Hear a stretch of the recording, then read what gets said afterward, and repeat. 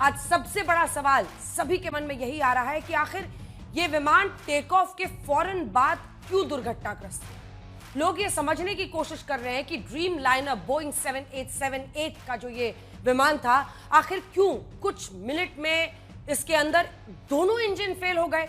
लोग ये समझने की कोशिश कर रहे हैं कि आखिर किन वजहों से, क्योंकि जिस तरह के सुरक्षा मापदंड होते हैं, जिस तरह के सुरक्षा टेस्ट किए जाते हैं, उन सब को किए जाने के बावजूद आखिर वो क्या रहस्य है जिसकी वजह से ये विमान टेक ऑफ के फौरन बाद नीचे की तरफ डिसेंट करता है। मेडे का कॉल करने के बाद कैप्टन सुमित सबरवाल ये फ्लाइट संभाल नहीं पाते हैं और उसके बाद से ये विमान दुर्घटनाग्रस्त हो जाता है। आखिर दोनों इंजन का एक साथ फेल होना कितना बड़ा चैलेंज बन गया कैप्टन सुमित सबरवाल के लिए। इसी के साथ साथ अगर आप देखिए तो कई लोग अलग अलग बिंदुओं पर चर्चा कर रहे हैं कि विमान का जो स्टैंस है, क्या उसका पिछला हिस्सा बहुत ज्यादा लोडेड दिखाई दे रहा है। बहुत सारे सवाल हैं, सोशल मीडिया से लेकर हर जगह अलग अलग थ्योरी बताई जा रही है। लेकिन एयर इंडिया का ये विमान दुर्घटनाग्रस्त क्यों हुआ, इसको लेकर आज हम बड़ी बहस करने वाले हैं, क्योंकि हमने तमाम सुरक्षा एक्सपर्ट्स लाए हैं। और देखिए जो वजह रही है उस पर अभी चर्चा हो सकती है, क्योंकि अभी डीवीआर मिला है। इसी के साथ एक उम्मीद जगी है, क्योंकि जो पूरा ब्लैक बॉक्स है उसमें दो कंपोनेंट होते हैं, जो डेटा कंपोनेंट होता है जिसमें वीडियो रिकॉर्डिंग होती है और फिर दूसरी तरफ जिसमें ऑडियो रिकॉर्डिंग होती है। अब सबका ये मानना है कि ब्लैक बॉक्स मिल गया है तो इसके बाद एक शुरुआत कम से कम हो जाएगी ये जानने की कि आखिर क्यों ये एक्सीडेंट इस तरह का हुआ, क्यों कैप्टन सुमित सबरवाल को मेडे का कॉल करना पड़ा। सबकी नजर इस बात पर है। सिविल एविएशन के सूत्रों के मुताबिक बोइंग 7878 एयरक्राफ्ट का ब्लैक बॉक्स मिलने के बाद से अब एक छत पर वो मिला है। जांच आगे बढ़ेगी। एयरक्राफ्ट एक्सीडेंट इन्वेस्टिगेशन ब्यूरो यानी AAIB ने ब्लैक बॉक्स को अपने कब्जे में ले लिया है। इस बीच आपको बता दें, बड़ी खबर यह भी है कि DGCA ने एयर इंडिया के ड्रीम लाइनर 787-8 फीट की जो जांच है उसके आदेश दे दिए हैं। ये बहुत बड़ा फैसला है, इसकी गंभीरता को समझिए, क्योंकि अगर बोइंग ड्रीमलाइनर 787 के दो फ्लीट्स हैं, 8 और एक दूसरा 9 वर्जन जो बना है, उन दोनों फ्लीट्स की जांच के आदेश जारी किए जाते हैं तो इसके बहुत मायने, इसको भी समझेंगे। एक और विमान हादसे की जांच शुरू हुई है तो दूसरी ओर हादसे से पीड़ित हर परिवार को लेकर देश में संवेदनाएं हैं। प्रधानमंत्री नरेंद्र मोदी बीते दिन गृह मंत्री अमित शाह गए थे। आज प्रधानमंत्री नरेंद्र मोदी अहमदाबाद जाकर हादसे का रिव्यू उन्होंने किया है। घायलों से भी मिलने अस्पताल में गए, मौके का भी जायजा लिया उन्होंने। प्रधानमंत्री ने अपने संदेश में कहा कि अहमदाबाद की ट्रेजेडी से हम सब टूट चुके हैं। लोगों की मौत पर दुख व्यक्त करने के लिए शब्द नहीं है। हल्ला बोल में ये सवाल हम उठाएंगे कि आखिर किन वजहों से यह हादसा हुआ है, क्या कुछ उस विमान में हुआ। सबसे बड़ा हादसा, सबसे बड़ा सवाल। पहले ये रिपोर्ट देखिए, फिर चर्चा की शुरुआत।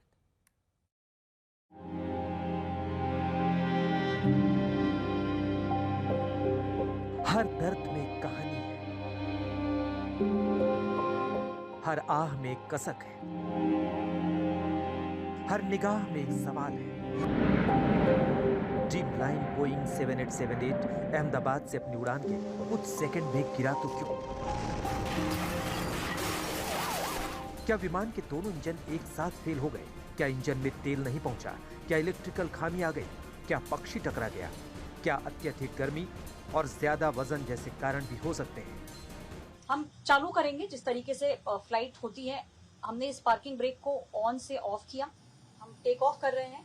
यहाँ तक सब ठीक था बिकॉज इंजन्स ने कुछ भी रिजेक्ट का ऑप्शन ही नहीं दिया। लेकिन अब आप देखिए, आपको जो नजर आ रहा है ये गिरता गिरता गिरता यानी कि डबल इंजन फेलियर। और सामने आप किसी भी एयरपोर्ट में जाएंगे, आप कहीं भी रनवे पे जाएंगे तो आपको सामने बिल्डिंग्स ही नजर आएंगी। और यही कारण है कि ये सब कुछ फेल होने के बाद ये जो आपको एयरक्राफ्ट अब नीचे जाता हुआ नजर आ रहा है, जो आपको आवाज आई, ये उस क्रैश की आवाज थी। 12 जून के विमान हादसे की वजहों को जानने के लिए सबसे अहम है ब्लैक बॉक्स का मिलना। अब तक जांचकर्ताओं को क्रैश साइट के पास एयरक्राफ्ट के इमरजेंसी लोकेटर ट्रांसमीटर मिले हैं। भारत के एयरक्राफ्ट एक्सीडेंट इन्वेस्टिगेशन ब्यूरो ने जांच शुरू की है। अमेरिका का नेशनल ट्रांसपोर्टेशन सेफ्टी बोर्ड और ब्रिटेन का एयर एक्सीडेंट्स इन्वेस्टिगेशन ब्रांच जांच में मदद कर रहा है। इस बीच प्रधानमंत्री मोदी ने अहमदाबाद एयरपोर्ट पर हाई लेवल रिव्यू मीटिंग की है। प्रधानमंत्री मोदी आज क्रैश साइट, अहमदाबाद के सिविल अस्पताल और हादसे में जान गंवाने वाले गुजरात के पूर्व मुख्यमंत्री विजय रूपाणी के घर भी पहुंचे थे। एयर इंडिया के फ्लाइट AI 171 के इकलौते जिंदा बचे सवार विश्वास कुमार रमेश से भी प्रधानमंत्री की मुलाकात हुई। सर ने पूछा कि कैसे हुआ, तो मैंने उसके बारे में बताया और सब हाल चाल पूछा सब, और मेरे नज़रों के सब सामने हुआ था। मेरे खुद को भी बिलीव नहीं होता कि मैं कैसे उसमें से जिंदा बाहर निकला, क्योंकि थोड़ा टाइम लिए कि तो मेरे को लगा था कि मैं भी मरने वाला हूँ। अब तक 265 शव सिविल अस्पताल लाए गए, यानी 241 विमान सवार लोगों के अलावा कम से कम 24 अन्य लोगों की जान गई। सबसे बड़ी मुश्किल शवों के शिनाख्त की हो रही है। DNA सैंपल के लिए शवों की पहचान शुरू हुई, लेकिन सभी की पहचान में कुछ वक्त लग सकता है। यहाँ जिस जगह पर मैं मौजूद हूँ, ये DNA सैंपलिंग की जगह है, जहाँ पर परिजनों के सैंपल्स लिए जा रहे हैं, उन्हें इकट्ठा किया जा रहा है और बहुत बड़े पैमाने पर कल से ही लगातार ये कार्रवाई जारी है। और ये कार्रवाई जो है, दरअसल हम आपको बताएं कि जब DNA सैंपल्स लिए जाते हैं, उसके रिजल्ट्स आने में कम से कम 72 घंटे का वक्त लगता है। एक बहुत बड़े पैमाने पर यहाँ पर ये सैंपल्स लिए जा रहे हैं। यह हादसा जितना बड़ा है, उतने ही बड़े सवाल हैं। लोगों के जख्म इतनी आसानी से नहीं भरने वाले। इतनी खुश थी वो ये करने से, को वो जा रही है, देखो हाँ वो जा रही थी। मेरा भाई चला गया अभी मेरा भाई चला गया 5 में से। मैं मेरी मम्मी के लिए आई हूँ। मेरी मम्मी कल से नहीं मिल रही है। कल से हम लोग मम्मी को ढूंढ रहे हैं, कुछ भी पता नहीं चल रहा है। मैं आपको 2 करोड़ दूंगी, मेरे पापा मुझे वापस कीजिए। आज तक ब्यूरो। कुछ जानकारियां हैं जो मैं आपको दिखाना चाहती हूं, क्योंकि अगर आप देखिए तो औसतन एक्सीडेंट्स कहां पर सबसे ज्यादा होता है? लैंडिंग में सबसे ज्यादा, लगभग 37% जो क्रैशेस हैं वो लैंडिंग के दौरान होते हैं। 36.7% जो आप आखिर में देख रहे हैं। एन रूट मतलब जब रास्ते में है तब लगभग 24%, जमीन पर 18% के आसपास, टेक ऑफ में सिर्फ 10% हादसे हुए हैं। इसीलिए ये मतलब हैरान करने वाली चीज है, और वो भी इस तरह से, मतलब इंस्टेंटली आफ्टर टेक ऑफ दोनों इंजन का एक साथ फेल होना। इसी को लेकर हम चर्चा तमाम एक्सपर्ट्स के साथ करेंगे। अच्छा, इसी के साथ साथ अगर हम आपको एक और आंकड़ा बहुत जो सवाल खड़े करता है, ये बोइंग 787 को, जिसकी फ्लीट के लिए अब जांच के आदेश दिए गए हैं, तो देखिए 11 साल पुराना ये विमान था। इस बोइंग 787-8 के बारे में हम आपको कुछ जानकारियां देना चाहते हैं। ये 11 साल पुराना था, ये जो विमान क्रैश किया है। इसकी लंबाई जो है वो 57 मीटर थी, 60 मीटर विंग की चौड़ाई, ये जो आप देख रहे हैं, 17 मीटर ऊंचाई और 2 इंजन जो वाइड बॉडी वाली ये विमान था। बोइंग 787 है, बहुत बड़ा विमान होता है, लगभग 1.25 लीटर, जो हम आपको कल से बता रहे हैं 1.26 लाख लीटर इसमें एयर टर्बाइन फ्यूल होता है, ईंधन होता है। 954 किलोमीटर घंटा अधिकतम इसकी गति होती है। 13,530 किलोमीटर अधिकतम इसका रेंज है। 248 यात्रियों के बैठने की मैक्सिमम क्षमता है। 242 लोग इसमें 2 पायलट और 10 क्रू मेंबर्स के साथ सवार थे। अमेरिकी कंपनी बोइंग इसका निर्माता है। 20% कम फ्यूल कंजम्पशन इसका होता है, 20% कम ये ईंधन की खपत करता है, और 2,000 करोड़ रुपए जो है अनुमानित इसकी कीमत है, और 44,000 उड़ान एक विमान कर सकता है। इसी के साथ साथ बहुत सारी बातें हैं जो हम चर्चा में अब लाएंगे, लेकिन जो शुरू में हम दिखा रहे थे कि क्या क्या हुआ हो सकता है, और यहीं से मैं चर्चा की शुरुआत करना चाहता हूं। दोनों इंजन फेल होने की क्या वजह समझ में आती है? अगर इसे एयर मार्शल राजीव सचदेवा जी, इसे मतलब रेयरेस्ट ऑफ रेयर कहा जा रहा है, तो इसकी वजह आपकी नजर में क्या दिखाई देती है? ये समझ में नहीं आ रहा कि दोनों इंजन फेल, हम लोग इस नतीजे पे पहुंचे कैसे? जब तक एफडीआर की आपको डिटेल्स नहीं पता चलेगी, जब तक पायलट के सीवीआर की टॉकिंग नहीं पता चलेगी, हम इस नतीजे पे कैसे पहुंच गए कि दोनों इंजन फेल हो गए?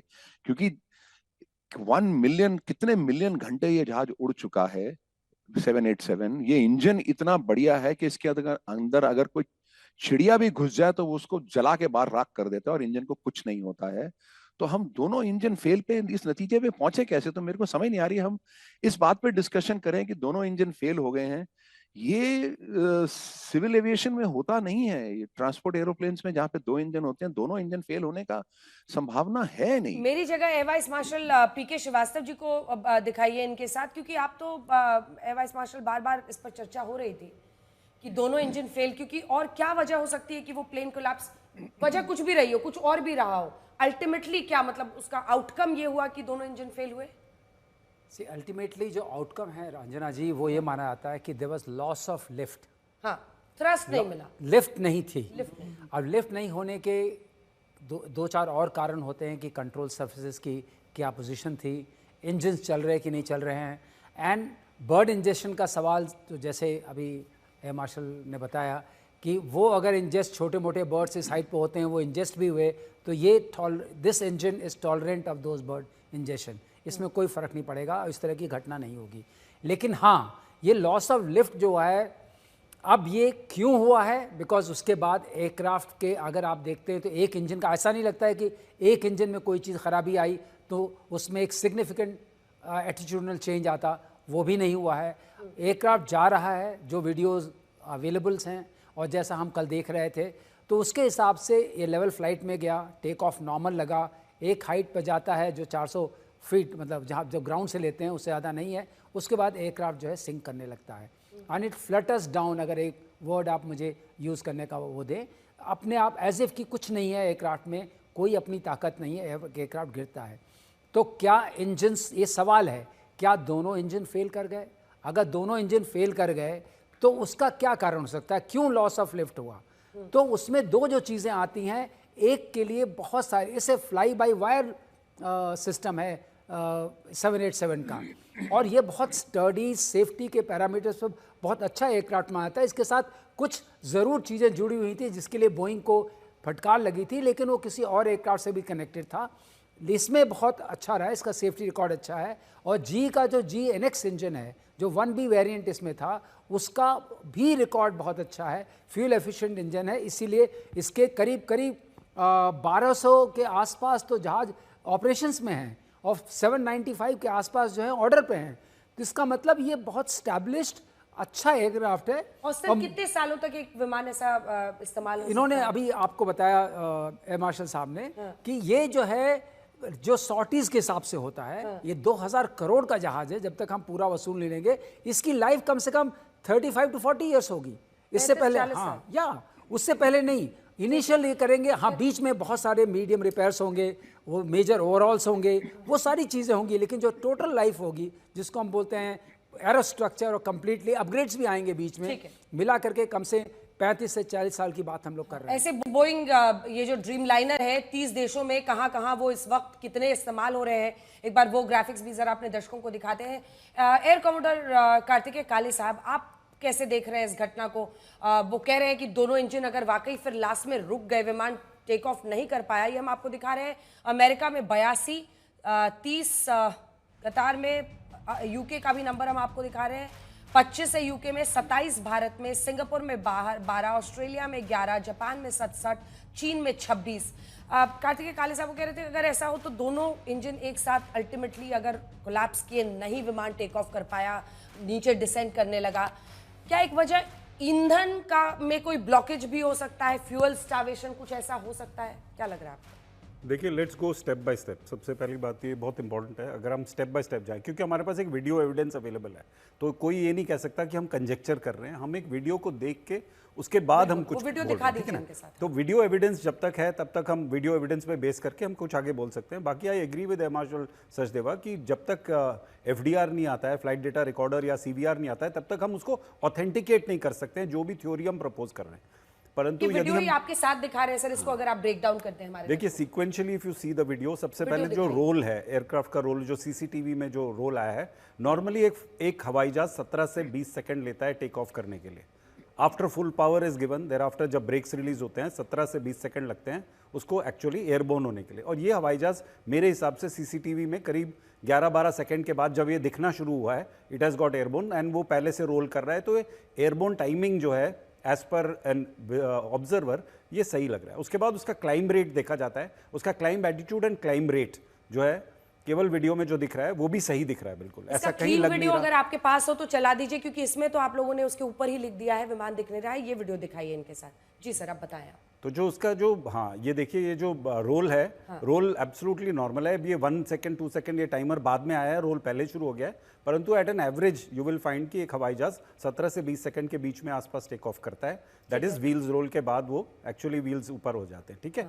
अब इसके बाद जो है इसका जो क्लाइंब रेट है, एटीट्यूड एंड क्लाइंब रेट, ये हम देख रहे हैं। Attitude and climb rate appears to be absolutely normal initially, thereafter there is now a sink। ये देखिए, हाँ ये सिंक है, इसमें कोई डाउट नहीं है। अब ये एक विंग ड्रॉप भी है और हल्का सा nose yaw to the right है, ये दिस इज एविडेंट, ये वीडियो में दिख रहा है। अब देखिए वीडियो में क्या होता है, इसमें जो हवाई जहाज में क्या होता है कि क्लाइंब एबिलिटी, दैट मीन्स हवाई जहाज ऊपर क्यों जा रहा है, उसके 2 कारण हैं। सर ने भी बताया, एक है इंजन जो पावर जनरेट कर रहे हैं, यानी वो दम लगा रहे हैं, हवाई जहाज को दम से खींच रहे हैं, और दूसरी चीज़ है हाई लिफ्ट डिवाइसेस, यानी फ्लैप्स वगैरह जो डिवाइसेस होते हैं जो पीछे से बाहर निकलते हैं, जो स्लो स्पीड पे हवाई जहाज को हायर लिफ्ट देते हैं। स्लो स्पीड पे वो हर जगह यूज़ नहीं होते, केवल टेक ऑफ एंड लैंडिंग ऐसी सिचुएशंस में ही यूज़ होते हैं जहां पर आप स्लो स्पीड करना चाहते हैं, बिकॉज आपको या तो हवाई जहाज रोकना है या आप 0 स्पीड से टेक ऑफ के लिए जो है निकल रहे हैं, तो आपको ज़्यादा लिफ्ट चाहिए। तो ये सीक्वेंशियली जो है, अब इसमें क्योंकि लॉस ऑफ थ्रस्ट है, क्लाइंब रेट जो है उसकी रुक गई है, वो नीचे आ गया है, तो 2 ही रीज़न हो सकते हैं, एक या थ्रस्ट नहीं अवेलेबल है, एक या हाई लिफ्ट डिवाइस में कुछ प्रॉब्लम हुई है। हाँ। अब इस वीडियो का रेजोल्यूशन इतना अच्छा नहीं है कि मैं कह सकूं कि भाई इसका हाई लिफ्ट डिवाइस नीचे है, ऊपर है, किसी ने ऊपर रख लिया है, परंतु एक चीज़ ज़रूर है कि ड्रैग जो अंडर कैरेज के कारण उत्पन्न हो रहा है, वो ज़रूर हवाई जहाज को और ताकत की ज़रूरत देता है। दैट मीन्स नॉर्मली आप टेक ऑफ कोई भी सीक्वेंस में देखिए, किसी भी हवाई जहाज का फिल्म देखिए आप, वो एयरक्राफ्ट टेक ऑफ करेगा सेफली एयरबोर्न, हमारे फ्लाइंग पार्लेंस में बोलते हैं safely airborne under carriage up, positive rate of climb. और सिविल में, जब मैं तो फाइटर पायलट हूँ भाई, मैंने सिविल एयरलाइनर्स उड़ाए नहीं है, परंतु सिविल में जो है this distribution of duty is done between 2 pilots. एक पायलट जो है कमांड में, जो एक्चुअल कंट्रोल पे है, वो पॉजिटिवली कंट्रोल करके हवाई जहाज को ऊपर उठाता है, दूसरा पायलट चेक करता है अप एंड अवे, या कोई भी आप शब्दावली का यूज़ कर लीजिए। कहने का मतलब यह है कि आपकी पॉजिटिव रेट ऑफ क्लाइंब आई है और आप हवाई जहाज जमीन से ऊपर उठ गया है, तो under carriage up, under carriage का मतलब होता है जो टायर्स हैं उसको ऊपर किया जाता है, और अंडर कैरेज अप के लिए एक स्पेशल लीवर होता है, उस लीवर में नॉर्मली हमेशा एक डेलिबरेट एक्शन होता है जिससे आप उसको ऊपर उठा सकते हैं। तो ये किया गया है। सबसे बड़ा टेक अवे क्या है आपकी इन बातों? अंडर कैरेज अप नहीं हुआ है, सबसे बड़ा टेक अवे, सबसे सबसे बड़ा टेक अवे ये है कि अंडर कैरेज अप पहला नहीं हुआ है, ये फैक्ट है, इसके बारे में कोई डिबेट नहीं है। अब अंडर कैरेज अप क्यों नहीं हुआ है, that is the big question, and वहीं से सीरीज ऑफ जो भी सीक्वेंसिंग ऑफ इवेंट्स है वो वहीं से एक्चुअली शुरू होता है, बिकॉज उससे पहले everything appears normal. Now why didn't the under carriage was taken up, उसने क्यों अंडर कैरेज ऊपर नहीं किया, उसके आगे क्या हुआ, ये अब मेरे लिए कहना बहुत मुश्किल है। लैंडिंग गियर को भी लेकर वही लैंडिंग गियर, अंडर कैरेज को लैंडिंग गियर, वही सेम है अंडर कैरेज। तो एक बात देवेश अग्रवाल जी से ले लें। देवेश जी, आप पहले भी हमारे साथ शो पर जुड़े थे और आपका कहना है कि अभी स्पेकुलेशन से बचना चाहिए, लेकिन उसी दायरे में रहते हुए अब तो ब्लैक बॉक्स से जो कुछ निकलता है उसके जरिए ही पूरा सच सामने आएगा। आपकी जानकारी और ज्ञान क्या कहता है इस पर? ना थोड़े से हकीकत बयान करूंगा, थोड़े से डेटा पॉइंट्स दूंगा, मैं आपसे 2 मिनट अनइंटरप्टेड मांगूंगा। एयर मार्शल जी जो कह रहे थे बिल्कुल सही है। किस बेसिस पे आपने इंजन्स पे, लोग बोल रहे हैं इंजन्स बंद हो गए, अगर वो वीडियो सुने उसमें इंजन की आवाज़ है, उसको छोड़िए। पहले चीज़ मैं आपको ये बताऊं कि जो आपने वीडियो दिखाया स्टार्टिंग में, जो सब लोग डीवीआर करे जा रहे हैं, डिजिटल वीडियो रिकॉर्डर प्लेन में नहीं होता है। वो डीवीआर जो लोग उसके हाथ में था, जो सिल्वर कलर एल्यूमिनियम का था, मेरे को लगता है वो हॉस्टल का डीवीआर है, उन्हें जो वीडियो कैमरास को रिकॉर्ड करता है। हवाई जहाज में 2 ब्लैक बॉक्सेस होते हैं, वो ऑरेंज कलर के होते हैं। एक DFDR होता है, डिजिटल फ्लाइट डेटा रिकॉर्डर, जिसपे सारे एयरक्राफ्ट के टेक्निकल पैरामीटर्स मापे जाते हैं हर रियल टाइम में, मतलब हर सेकंड को उसको मापते रहता है, हजारों डेटा पॉइंट्स मापता है। और एक है CVR, जिसमें कॉकपिट में क्या आवाज़ आ रही है, पायलट्स की आवाज़ आ रही है, बाहर की आवाज़ आ रही है, अगर कुछ चीज़ टूट गया बाहर तो उसकी भी आवाज़ आने की संभावना है कि पायलट्स ने क्या सुना, क्या बोला, क्या किया, एक आइडिया बनता है। G90 इंजन या ये जो जेनेक्स इंजन है इस हवाई जहाज पे, आज तक इसने 50 करोड़ फ्लाइट आवर्स कर चुके हैं। 50 crore, I am sorry 5 crore, not 50, 50 million, 5 crore, ठीक है जी, 5 करोड़ घंटे इतने ये इंजन चले हैं। इस इंजन में आज तक जेनेक्स और इसका जो पहला वर्जन था GE90, आज तक कोई ड्यूअल इंजन फेलियर नहीं हुआ है इस इंजन में। 777 में एक ही बार ड्यूअल इंजन फेलियर हुआ था, वो भी ब्रिटिश एयरवेज के 777 हीथ्रो एयरपोर्ट पे जब उतर रहा था, बर्फ जम गया। अब 37 डिग्री में तो बर्फ नहीं जमेगा, और वो इंजन रोल्स रॉयस का बना हुआ था, GE का इंजन नहीं था। और वो उन्होंने एक जैसे, क्योंकि हवाई जहाज जब इतनी ऊंचाई पे चलती है तो -50 डिग्रीज तक उसका तापमान हो जाता है, तो फ्यूल को गर्म करने के लिए एक फ्यूल ऑयल हीट एक्सचेंजर करके एक डिवाइस होता है जो फ्यूल को गर्म करता है। उसमें ब्लॉकेज होके वो उसमें बर्फ जम गया, वो कारण था। वो रिपेयर भी हो गया है। कोई भी जो दुर्घटना का जो ये होता है, जांच पड़ताल होता है, ये इसका एक ही चीज होता है। एयर मार्शल साहब भी बोलेंगे आपको, it is called Swiss cheese method. देखते हैं, कोई भी जो बड़ा दुर्घटना होता है उसका एक सिंगल कारण नहीं होता है। वो शुरू होता है कहाँ से, पर उसके आगे बतेरे चीजें आती रहती हैं। और जो एक्शन, चाहे पायलट का एक्शन था, चाहे हवाई जहाज का कोई फेलियर था, कोई इंजन का फेलियर था, कोई मौसम का फेलियर, वो सब एक एक करके अंत में दैट इज द रिजल्ट। सो वो चीज, इसलिए मैं बोलता हूँ स्पेकुलेट मत कीजिए। सब मेरी कजन सिस्टर वहीं उसी अस्पताल में काम कर रही हैं, वो बोल रही थी कि उनको शवों से दांत निकाल के DNA मैचिंग करना पड़ रहा है, क्योंकि सारे शव इतने जले हुए हैं, मतलब जैसे कोयले के जैसे हो गए। बिल्कुल ऐसी ये घटना है जिसने पूरे देश को झकझोर दिया है, पूरे देश की आत्मा एकदम हिल गई है। किसने कल्पना की थी? और टेक ऑफ के फौरन बाद एक एक घर से जो कहानी आ रही है, ये हम अपने दर्शकों को लगातार बता भी रहे हैं कि ब्लैक बॉक्स मिला है, उसके 2 कंपोनेंट्स होते हैं।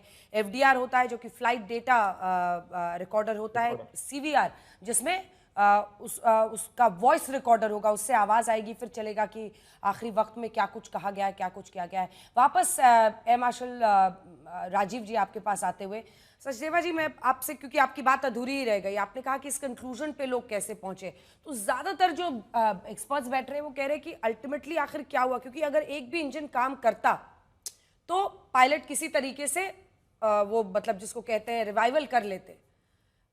ये वजह क्या हो सकती है? फैक्टर कुछ भी हो सकता है, लेकिन क्या उसका एंड रिजल्ट ये होता है कि दोनों इंजन कोलैप्स होते हैं? और पूरा जो आपको समझ में आ रहा है सर, वो बताएं। इससे पहले एक बड़ी खबर आ रही है, प्लेन हादसे को लेकर उड्डयन मंत्री राम नायडू का बयान आया है। राम मोहन नायडू कह रहे हैं हादसे के 28 घंटे में ब्लैक बॉक्स मिल गया है।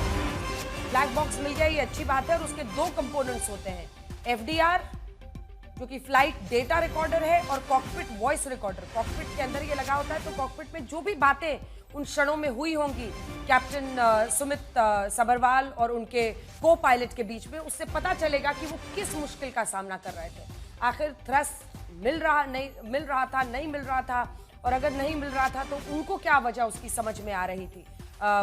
जी एयर मार्शल सचदेवा जी बोले। जैसे कि एयर कमांडर काले ने आपको बताया कि जहाज को हवा में रहने को, श्रीवास्तव सर भी बता रहे थे कि जहाज को हवा में रहने के लिए 2 चीजों की जरूरत है, एक तो थ्रस्ट चाहिए, दूसरा लिफ्ट। उसके जो सरफेसेस हैं वो आपको लिफ्ट देते हैं। यहाँ पे इंजन बंद हुए कि नहीं हुए उसकी कोई हमको नजर नहीं आया है, उसके मैं कारण बताऊंगा आपको। और दूसरा ये है कि हमारा लिफ्ट खत्म हुआ इस जहाज का। इसका मतलब जहाज जैसे नीचे आना शुरू हुआ, या तो इंजन गया या उसके लिफ्ट गया। क्यों लिफ्ट के सर्विसेज गए ये हमको मालूम नहीं। अगर आप ध्यान से वीडियो देखेंगे, जो ये है, पहली बात तो जहाज मेरे को नहीं लग रहा कि ये 600 फुट तक गया है, ये 150-200 फुट से ही नीचे घूम गया है। और 150-200 फुट की ही जगह है जहां पे अंडर कैरेज ऊपर लिया जाता है या ऊपर होना चाहिए उस समय। और ये जहाज नीचे जाना शुरू करा एकदम। उसके बाद जैसे ये टेक ऑफ करता है, अगर आप ध्यान से देखेंगे टेक ऑफ वाला एरिया, तो रनवे के एज से जहां से इसने रनवे छोड़ा, वहां पे जब भी ये जहाज रनवे छोड़ता है, एक बहुत बड़ा मिट्टी का, जो रनवे के ऊपर मिट्टी इकट्ठी हो जाती है, उसका एक बादल सा बनता है, और सर्कुलर बादल होता है जो आउटसाइड इंजन के घूमता है, वो बहुत क्लियरली नजर आ रहा है। इसका मतलब जैसे ही जहाज ने रनवे को छोड़ा उसके इंजन फुल पावर पे थे और इमीडिएटली 10 सेकंड के अंदर दोनों इंजन बंद हो गए और नीचे चला गया, जबकि इसका एक रैम इंजन होता है वो भी बाहर आ जाता है। जैसे अगर दोनों इंजन बंद होंगे वो एफडीआर में पता चल जाएगा। तो इंजन अभी आप देखिएगा, जैसे ये वीडियो दिखा रहे हैं यहाँ पे जो एरो चल रहा है, जैसे ये रनवे छोड़ेगा इस हट के पीछे से, वहां पे आपको एक बादल नजर आएगा हट, और वो बादल तभी होता है जब इंजन पूरे जोर से चल रहे हो। और ये एरो के पीछे छुप गया, देखिए मिट्टी का पूरा बादल नजर आ रहा है। ये जो बादल दिख रहे हैं यहां तक इंजन का पावर नजर आ रहा है जब तक ऊपर गया, और यहाँ पे दोनों इंजन बंद हो गए या लिफ्ट सर्फेसिस खत्म हो गए, इसकी टिप्पणी सिर्फ एफडीआर ही बता सकती है। और अगर पायलट्स ने मेडे कॉल दिए, क्योंकि वो भी हैरान हो गए कि ये हुआ क्या, जहाज हमारे हाथ से कैसे एकदम डिसेंड कर रहा है। तो मेडे कॉल तब दी जाती है, कॉकपिट के अंदर कई इमरजेंसियां होती रहती हैं, वार्निंग लाइट आती रहती है और पायलट्स को ठीक करते रहते हैं, उसका प्रोसीजर उनके पास होता है। लेकिन जब आपको बार वक्त की जनता को बताना हो, एटीसी को बताना हो कि मेरे साथ कुछ ऐसी चीज हो रही है जो इस समय मेरे कंट्रोल के बाहर है, मुझे आपको भी बताना, आपकी मदद चाहिए, तब वो मेडे कॉल देते हैं। तो इसमें अगर मेडे कॉल दिया गया है, मेडे के साथ उन्होंने क्या बोला ये अभी पता नहीं है हमारे को। अगर मेडे कॉल दिया है इसका मतलब कुछ ऐसी चीज हुई है उनके साथ जो एकदम उनको सरप्राइज कर दी गई है, नंबर 1। अब जहाज बिल्कुल रनवे के स्ट्रेट गया, थोड़ा सा विंग डिप हुआ या हुआ है, वो होता है जब भी ऐसे कुछ होगा, क्योंकि अगर एक कारण ये भी हो सकता है कि फ्लैप्स चले गए ऊपर। इसके अंदर बहुत सारे फ्लैप्स होते हैं, फ्लैप्स जो इसके आगे भी होते हैं पीछे भी होते हैं विंग के, अगर उसमें से वो भी अगर अंदर चले गए फॉर एनी रीजन। तीसरी चीज जो आप सब बात कर रहे हैं, तापमान बहुत ज्यादा था, तापमान ज्यादा, वेट ज्यादा और पावर कम या फ्लैप्स अप, ये सारी कंडीशंस अगर मिल जाएं तब कहीं जहाज के साथ ऐसा होता है। ये हम बिल्कुल नहीं गारंटी से बता सकते, जैसे बताया मिलियंस ऑफ आवर्स ये जहाज उड़ चुका है, इतना सेफ है। और जो आप बोल रहे थे 11 साल पुराना जहाज है, नहीं, जहाज 11 साल नया है, अभी पुराना नहीं होता जहाज 11 साल में। जहाज की कोई लाइफ नहीं होती, कोई डिफाइन नहीं करी जाती आज की लाइफ की, भैया ये 30 साल चलेगा, 20 साल चलेगा। उसके घंटे होते हैं कि इतने घंटे उसको उड़ना चाहिए, और जैसे जैसे वो घंटे उसके पूरे होते रहते हैं वो ओवरऑल होता रहता है, नई नई चीजें लगती रहती है। क्योंकि 11 साल पहले जो इस जहाज में था, आज आप देखेंगे बहुत कुछ बदल गया होगा इस जहाज के अंदर, और अपग्रेड होते रहते हैं जहाज। तो जहाज हमारे 11 साल पुराने नहीं होते हैं, जहाज 25-30 साल बहुत आराम से उड़ते हैं। तो अभी बहुत जल्दी है हमारे को किसी कंक्लूजन पे पहुंचना। और दोनों पायलट का मिला के 9,300 घंटे का एक्सपीरियंस। आप यहाँ से लंदन जाते हैं, 10 घंटे जहाज में बैठते हैं, ये दोनों बच्चे कॉकपिट में 9,000 घंटे रहे हैं। 10,000 घंटे अगर कोई जहाज कॉकपिट के अंदर रहा है, आप सोच सकते हो उसको कॉकपिट की एक एक खुशबू तक उसको पता चलती है। तो ना हम पायलट्स को इस समय ब्लेम करें, ना हम जहाज को ब्लेम करें, ना हम इंजन को ब्लेम करें। अभी हमारे को कुछ नहीं पता क्या हुआ। एफडीआर जैसे बता रहे हैं मिल गया है। एफडीआर के अंदर हजारों पैरामीटर्स रिकॉर्ड होते हैं कि जहाज जो हल्का सा राइट को गया वो भी रिकॉर्ड होगा, क्यों गया, क्या हुआ, इंजन के साथ क्या हुआ, और कॉकपिट वॉइस रिकॉर्ड होता है, दोनों पायलटों की बात आपको बताएगा, और उन्होंने एटीसी से क्या बात की सब कुछ उसके अंदर आएगा। तो थोड़ा सा शांत रखें, हम एक बार इन्वेस्टिगेशन टीम को आगे बढ़ने दीजिए, फिर हमको पता चलेगा पूरा। बिल्कुल, उसके बाद ही पूरा सच सामने आएगा। आपके पास आते हुए सर, वहां से अगर उनकी बात से आप, लेकिन ये जो डीजीसीए ने अब ड्रीम लाइनर 787 की जांच की बात की है, इसका क्या मकसद है, क्या वजह है, क्या लक्ष्य है?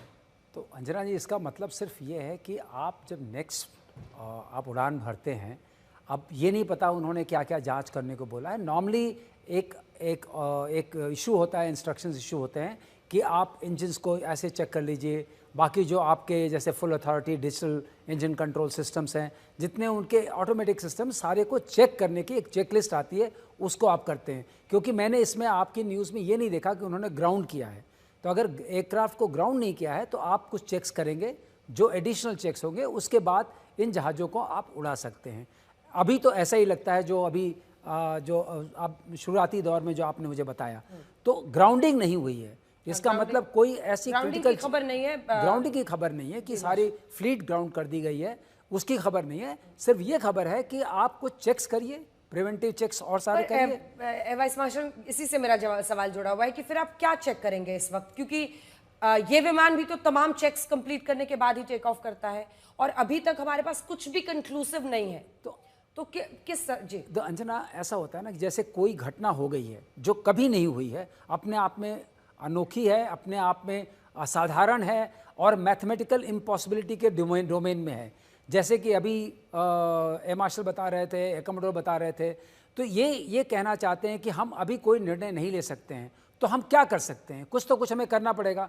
तो हम रीडू द चेक्स कर सकते हैं, हम चेक्स को दोबारा करेंगे, हमारे वही लेड आउट चेक्स हैं। मुझे ये भी नहीं लगता है, क्योंकि DGCA आया है, OEM की तरफ से कोई इंस्ट्रक्शन नहीं है कि कोई नए चेक्स की इंस्ट्रक्शन आई है। उसी को उन्होंने दोबारा करने को कहा है कि इनको और अच्छे से करिए, कि कहीं अगर कोई स्लिप अप होगा। और यहाँ पर मैं लाना चाहूँगा जो हमारे एविएशन एक्सपर्ट थे उनकी बात, कि वो ये कहते हैं कि इसी चीज़ को उन्होंने इस बात पे जोर दिया कि अभी हम कुछ नहीं करेंगे, लेकिन हम जो हमारी चीज़ें हैं उनको विल हैव अ रीलुक कि क्या हुआ, क्योंकि एक फैक्टर नहीं रिस्पॉन्सिबल हो सकता है। हो सकता है ये 3-4 चीज़ों की मिश्रण हो जिसकी वजह से ये घटना घटी हो, ऐसे 3-4 चीज़ें जो स्लिप अप हुई हो, क्योंकि ये सिस्टम जो है ये काफ़ी फूल प्रूफ है। इसको अनक्रैशेबल एयरक्राफ्ट बोलते थे। ये इंजन जो है ऑलमोस्ट फुल प्रूफ है, but that's a mathematical problem की वजह से इसको पहले एक बार 2013 में कुछ दिनों के लिए ग्राउंड भी किया गया था विश्व भर में। तो वो जो ग्राउंड किया गया था वो लिथियम आयन बैटरी की प्रॉब्लम थी, जिसकी वजह से 3 महीने के लिए ग्राउंड किया गया था। और वो एक अलग डायमेंशन था जिसको इन्होंने विजय पाली थी, उस चीज़ को करेक्ट कर दिया था। उसमें कूलिंग की प्रॉब्लम थी, उस चीज़ को उन्होंने सही कर लिया था। एयर कमोडोर में आपके पास आते हुए वहीं वापस जाकर ये जो बोइंग की जांच की बात हो रही है उसका क्या अर्थ आपकी नज़र में है? क्या हम शक की निगाह से अब इस विमान को देख रहे हैं? अगर मल्टीपल फैक्टर्स थे, क्या ये वजह रही कि ATC भी अभी बता नहीं पा रहा है, क्योंकि शायद पायलट को भी क्या उतने साफ तरीके से समझ नहीं आया, क्योंकि अगर उन्होंने ATC को कन्वे किया होता कुछ स्पेसिफिक, तो ATC की तरफ से जानकारी अब तक बाहर बताई गई होती। हाँ, आप सही बोल रही हैं। बेसिकली द सिचुएशन में इसमें आप टाइमिंग की बहुत बड़ी प्रॉब्लम है। दैट मीन्स कि पायलट्स के पास रिएक्शन का टाइम भी बहुत कम है। एंड इसमें क्या होता है कि आप एक मल्टी क्रू कॉकपिट में जहाँ दो पायलट्स हैं, वो जल्दी एक्शंस ले रहे होंगे। इस समय जो फोकस रहता है वो लाइफ सेविंग फोकस है, मतलब जान बचानी है, हवाई जहाज़ को किसी तरह से कंट्रोल करके ज़मीन पे लाना है, क्योंकि आप देख रहे हैं कि हवाई जहाज़ जो है नीचे जाए जा रहा है। तो इस समय पे इट इज़ वेरी डिफिकल्ट ये इमेजिन करना कि वो भी अपना टाइम जो है आरटी कॉल में देते और ATC को बता रहे होते हैं कि क्या चल रहा है। वो ये सब लोअर प्रायोरिटी पे है। Immediate priority is to save the lives of passengers by doing whatever is possible. So वो व्हाटएवर पॉसिबिलिटी में जो है पायलट्स उसमें फोकस करते हैं। अब जहाँ तक बोइंग का सवाल है, देखिए Boeing historically has been in big problems पिछले 20 साल से। ऐसा नहीं है कि बोइंग में प्रॉब्लम नहीं हुई है। बोइंग में क्वालिटी कंट्रोल की प्रॉब्लम थी, बोइंग में जो है डिजाइन इश्यूज थे, बोइंग में ब्लोअर्स भी कंपनी के आए जिन्होंने खुलकर कहा कि क्वालिटी और सिक्योरिटी के साथ कॉम्प्रोमाइज हो रहा है। इसकी अनेकों हियरिंग्स हुई हैं, उनके टॉप ऑफिसर्स जवाब नहीं दे पाए हैं। बिल्कुल। सो देखिए ऐसा है कि हाँ, एंड कोई भी जब एक्सीडेंट होता है तो उसके बाद कई नई चीजें भी निकलती हैं। So let us not close our eyes to that fact. And मैं देखिए as an independent observer, as an investigator, I am very clear कि जो फैक्ट्स हैं उस पर जो है कहानी आगे बनेगी। उस जो एविडेंसेस आएंगे उसके हिसाब से आगे इन्वेस्टिगेशन जाएगा, और जो भी रिस्पॉन्सिबल है या नहीं रिस्पॉन्सिबल है या कहानी क्या बनेगी वो उसी के बाद हम आगे बात कर सकते हैं। तो इस समय giving just clean chit to anybody is not definitely not advisable and definitely not my opinion. तो ठीक है, yes statistically these aircraft are very safe, इसमें कोई डाउट नहीं है, बट दुनिया में 5000 से ज़्यादा क्रैशेस हो चुके हैं। एक बार मैं आपसे जानना चाहती हूँ, उसके बाद में देवेश जी के पास आऊंगी। फ्यूल को लेकर क्या प्रॉब्लम हो सकती है? मतलब सिर्फ कंजेक्चर की, क्या वाकई फ्यूल को लेकर कोई दिक्कत हो सकती है? कई लोगों के मन में ये आ रहा है। देखिए ऐसा इन हिस्टोरिकली, मतलब ऐतिहासिक दृष्टि से देखें तो ऐसे कई कमर्शियल एयरलाइनर्स हैं जो फ्यूल की कंटामिनेशन के कारण या फ्यूल के ब्लॉकेज के कारण। किस तरह का कंटामिनेशन होता है? एक्चुअली जो है कि ऑक्टेन रेटिंग एक फ्यूल की रेटिंग होती है, प्लस क्लीनलीनेस फ्यूल का होता है।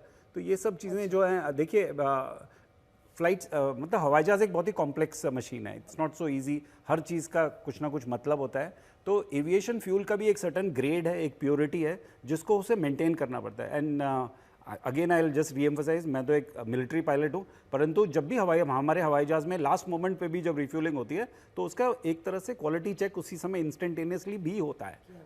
अरे रिफ्यूलर का चेक होता है, फ्यूल का हमेशा कॉन्स्टेंटली चेक किया जाता है, because fuel is very critical. Fuel ही तो है, उसके सैंपल को प्रिजर्व किया जाता है। जो हर बार जब रिफ्यूलिंग होती है, हर बार टेक ऑफ से पहले सैंपल प्रिजर्व किया जाता है। इस तरह के प्रिकॉशंस लिए जाते हैं। हाँ, तो फ्यूल बहुत इंपॉर्टेंट चीज़ है, बहुत इंपॉर्टेंट चीज़ है। और अगर अदला बदली हो जाए जैसे पिस्टन इंजन फ्यूल होता है और जेट इंजन फ्यूल होता है, तो इट कैन बी कैटास्ट्रॉफिक।